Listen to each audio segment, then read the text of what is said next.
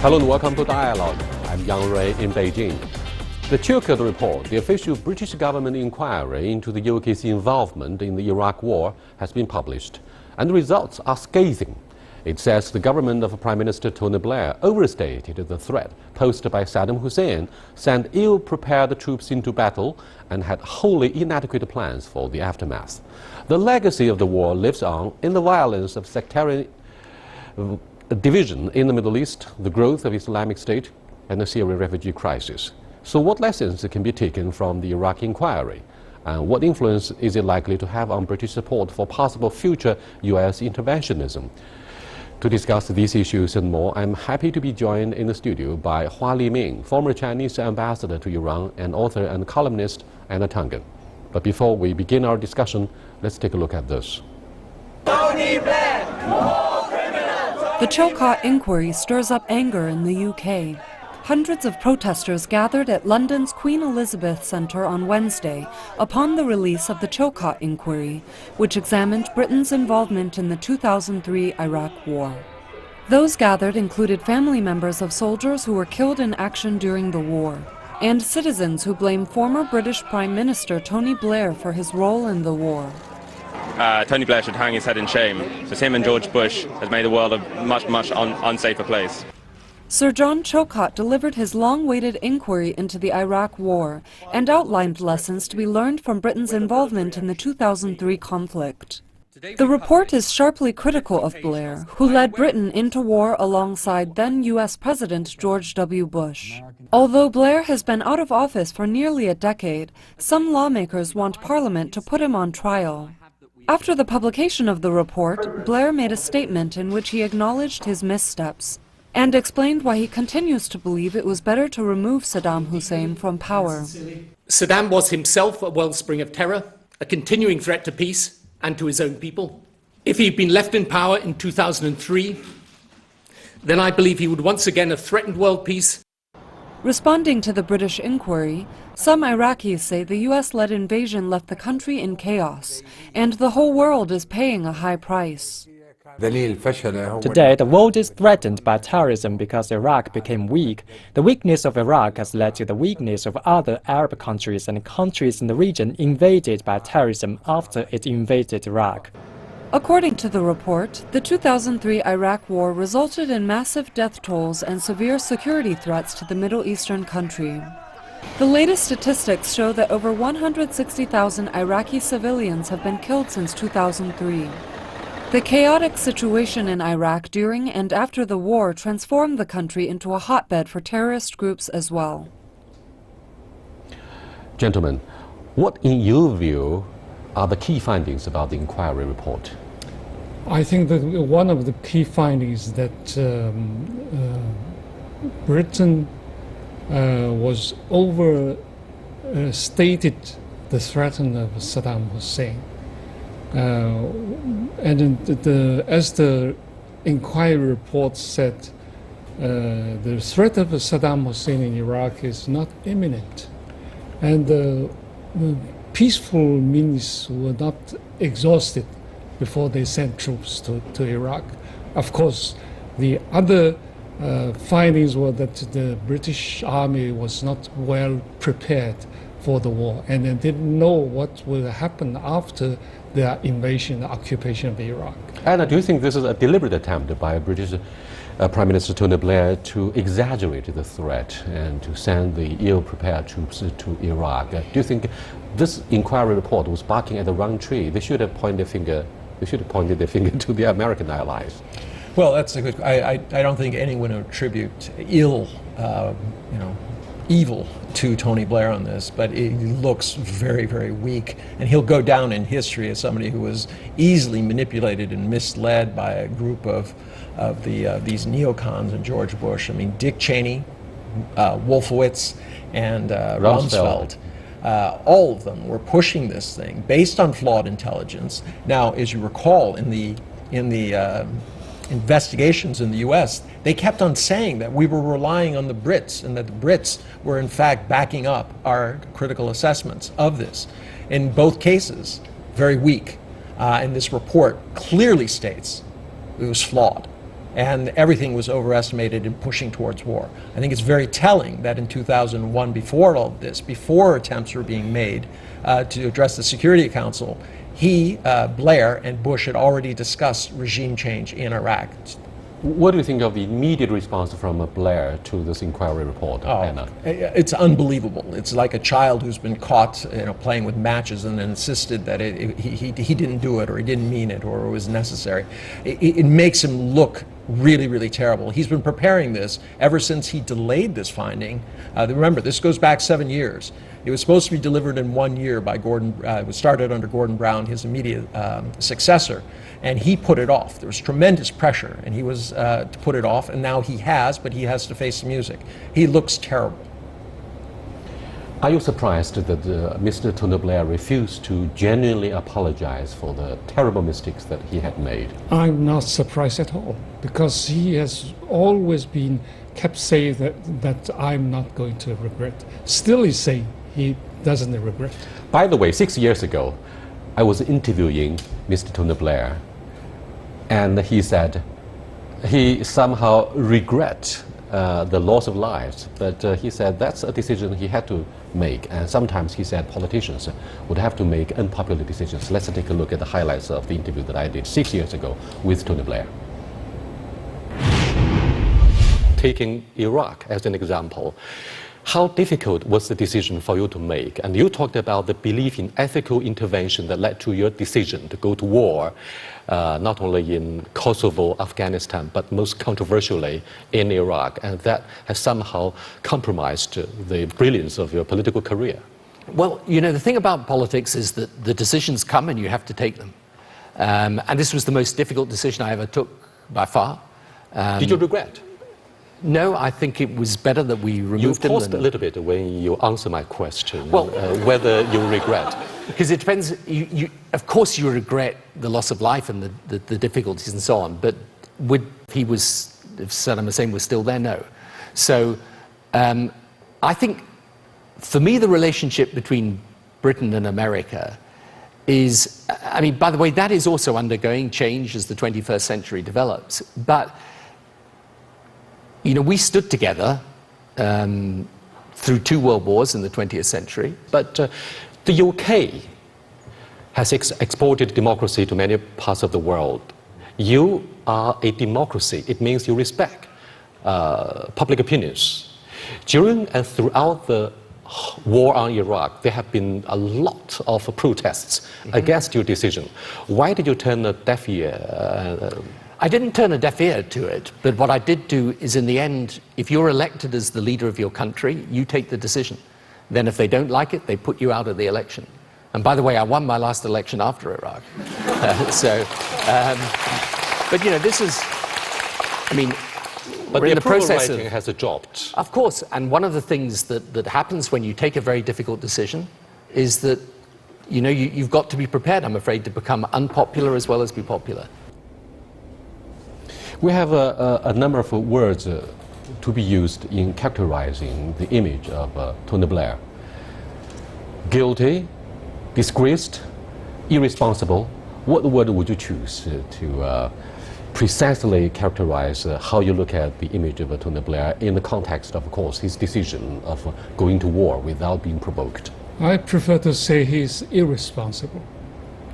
As a leader of a big power like UK, I think to join the United States, to invade a sovereign state, really it was irresponsible for him.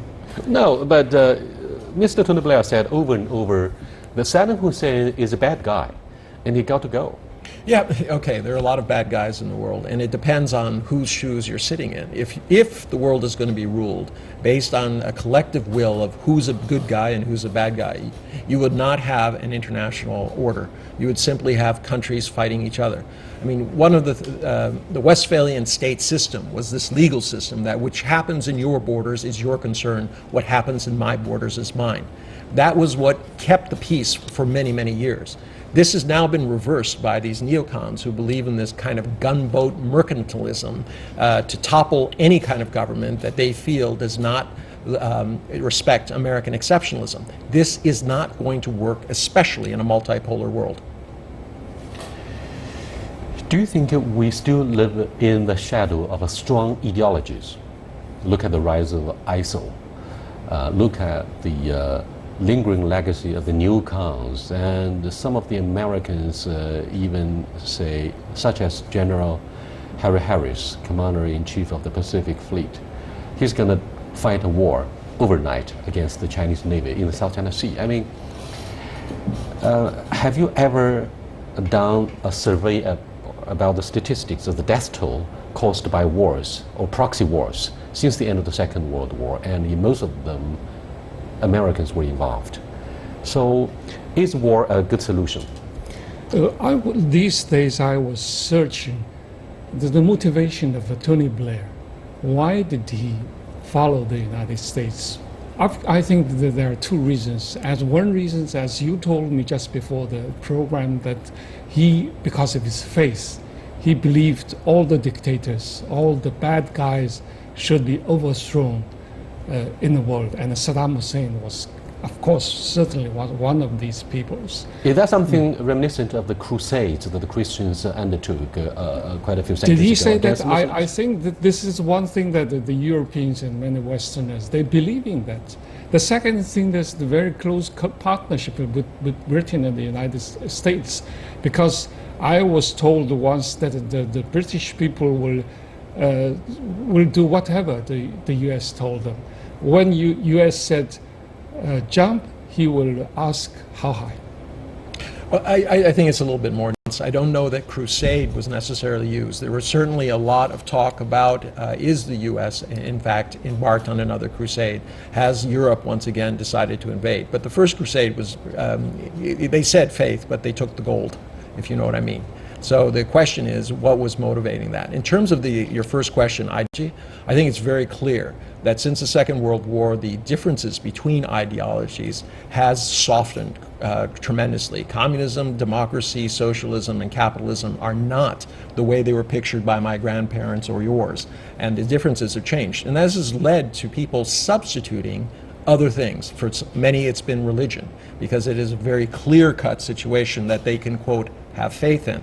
But this faith has led to many consequences. Then, ironically, at the same time, on both sides of the Atlantic Ocean, we see the rise of populism, right? Do you think the rise of populism stems from a lack of ideological beliefs? In your words, it's a result of a declining influence of ideologies. Is that a reflection of a poor faith or a lack of faith? Well, no, it's people, in the absence of something that you believe in, that we can all work together on to create a better society, people start to think, well, if there's no great thing, I will believe in the small thing, which is myself. So you see waves of selfishness engulfing almost all of these democracies as people say, I'm going to get what I can, as votes are being sold, as people seek very simplistic answers from anybody who will tell them they can fix it. I mean, you've seen this in the Philippines with Duterte. You see this in the U.S. with on both sides of the spectrum, with Trump and also Bernie Sanders. There is a wave of people who just say, I want somebody to fix this. I don't trust the elites. Unfortunately, the definition of elite is that you know how to do something. Having people who don't know how to do something is and expecting them to get it done is very difficult. So, watershed times. Okay, thank you very much. You are watching Dialogue with Ambassador Hua Liming and Mr. Anna Tang, and we're discussing implications of the latest Chilcot report. It's actually an inquiry report about the war that former British Tony Blair led the ill-prepared British troops to back in the year 2003. We'll be back in a few minutes. Please stay with us.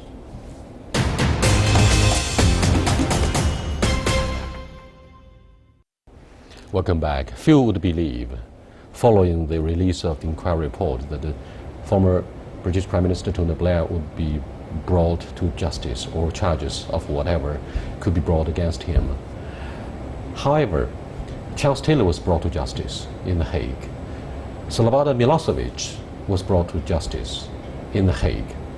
And people were discussing whether some big shots like Henry Kissinger or Mac Ramallah, former British Secretary of Defense, who was involved in the Vietnam War should be brought to justice, and Tony Blair could be no exception. What do you think of people's concerns about war crimes? Do you think that we face double standards today? This is the rules of play created by the United States after the Second World War, when the United States became the superpower of the world.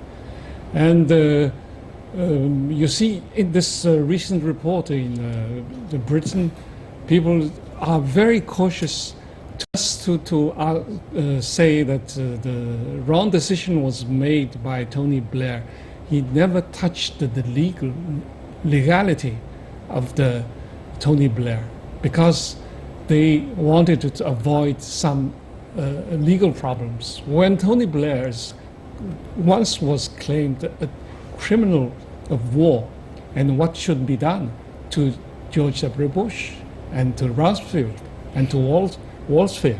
So this is a big question. I think as long as the United States is the superpower of the world, I think the rules will not change. So the big brother would have the final say about the formulation of whatever rules. Is that power politics? Okay. Is that something that China should follow? Well, I hope not. I mean, the issue is, but the United States leads by example. If you can learn from the mistakes of Europe and the United States, that will be very good. But in terms of this, I mean, I'm not arguing on behalf of the U.S., but if you start looking at Charles Taylor, and these involved, Milosevic involved basically genocide of people within the state. They were killing their own or people they perceived as different from themselves. And this seems to be where the rule is. But in the case of Rwanda, how many years has it taken? Just last year, the French finally allowed some of these people who were involved in this genocide to be convicted. So it's very much about politics. Unfortunately, we talk principles, but in action, we do not follow them. But you know that in Iraq, hundreds of thousands of Iraqi people were killed during the war. And the millions of people were displaced during the war. Exactly, they were left homeless and displaced. Who is responsible for that? Ultimately, the responsibility for the chaos and everything like that will fall on, in history, it will be looked very unfavorably on the U.S. and the coalition that followed in. Fortunately, the British Parliament decided not to go to Syria to be involved in the civil strife there.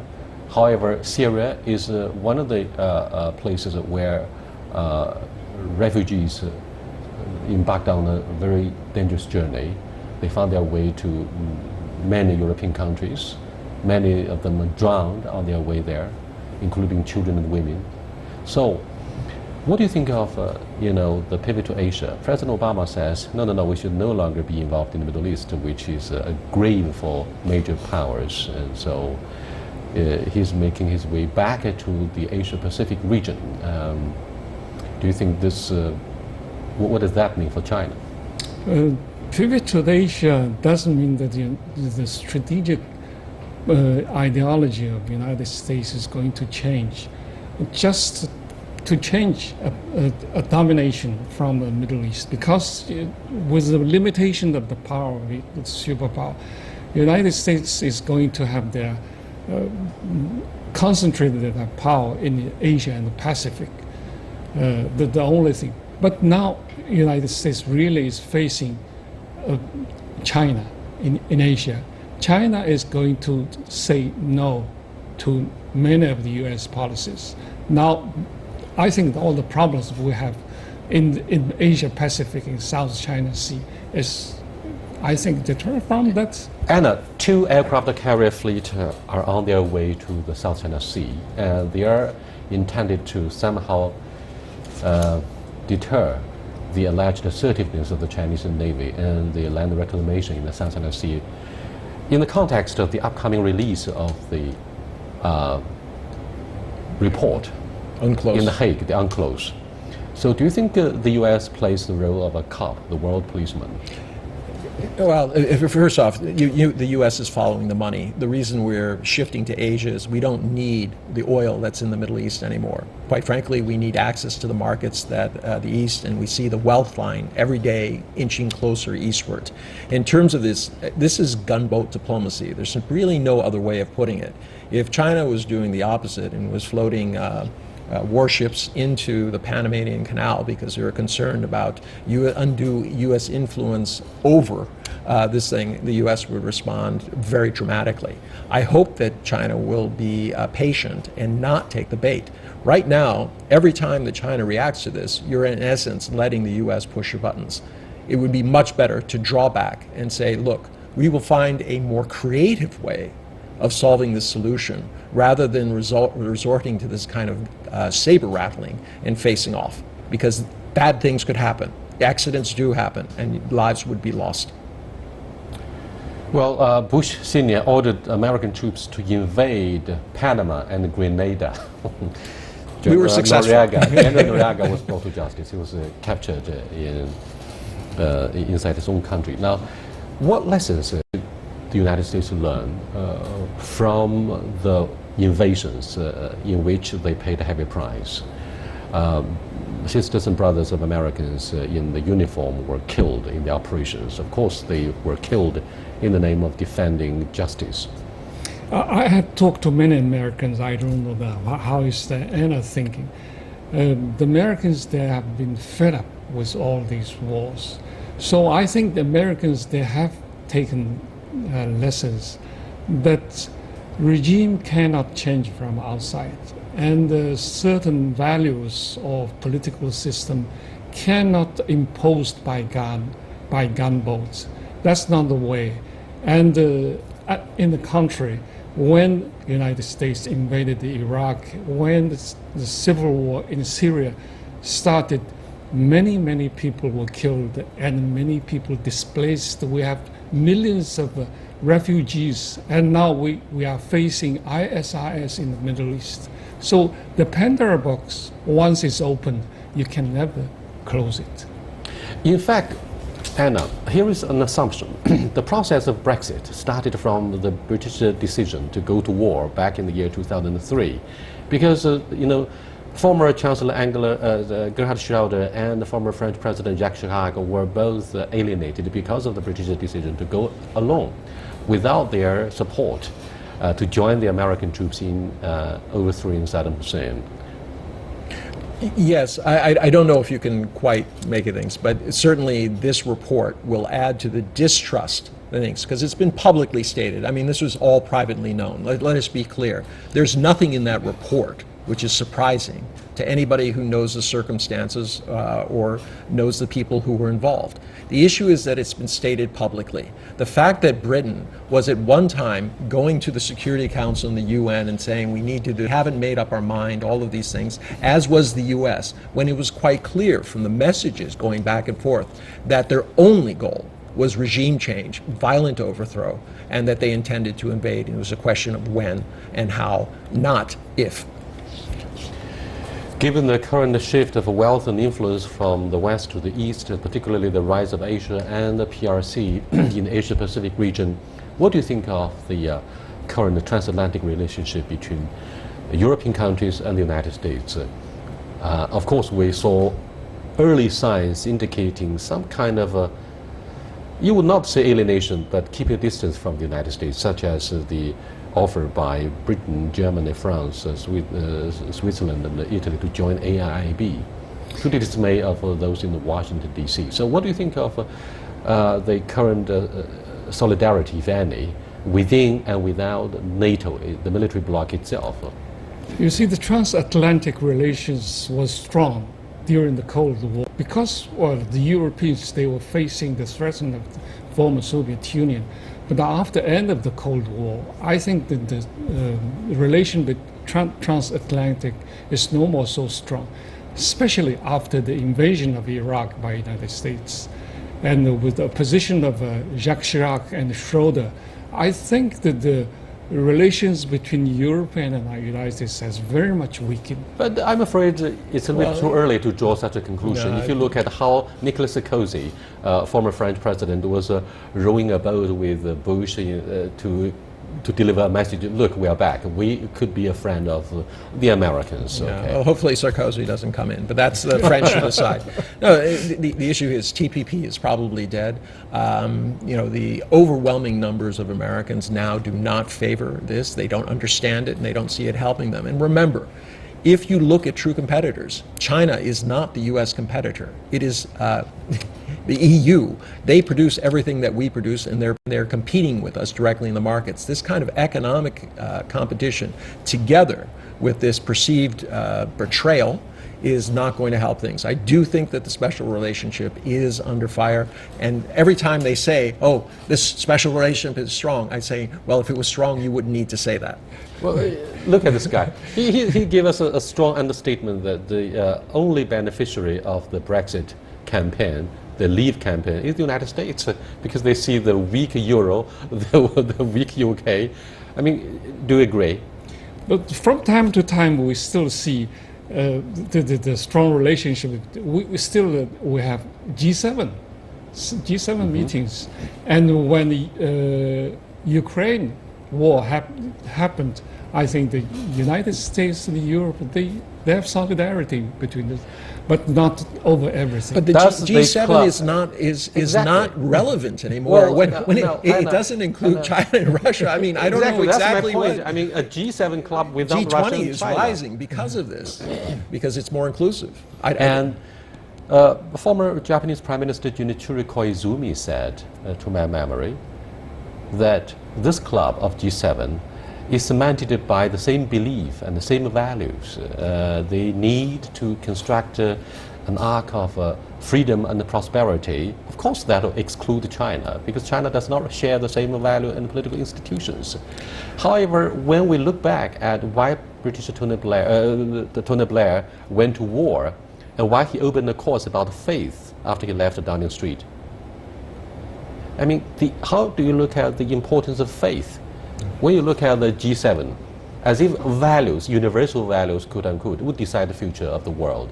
But the world is characterized with diversity, right? Cultural diversity, different beliefs, different gods, different... That goes back to your earlier point. You cannot impose culture or politics or economic systems on countries that are not willing to take them. It is a question for those countries to come up with their own systems and ways. Towards the end of this very interesting discussion, what do you think would happen to Tony Blair? Would he be licking his wounds? Would he...